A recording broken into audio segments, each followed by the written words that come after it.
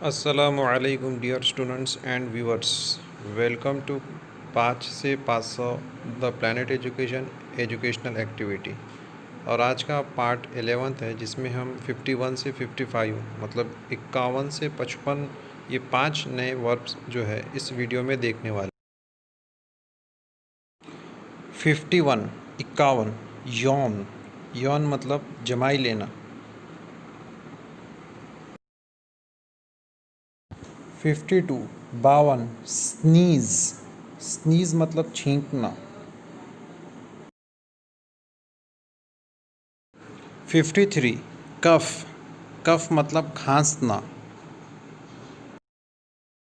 54 54 بیلچ، بیلچ مطلب ڈکار آنا۔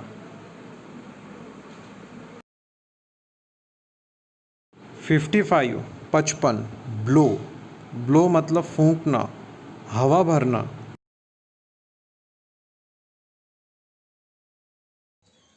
پیارے بچوں، میں نے یہاں پر آپ نوٹ بک میں اپنی بیاض میں اچھی طرح سے لکھ لی، اس کے لیے لسٹ دیا ہوا ہے۔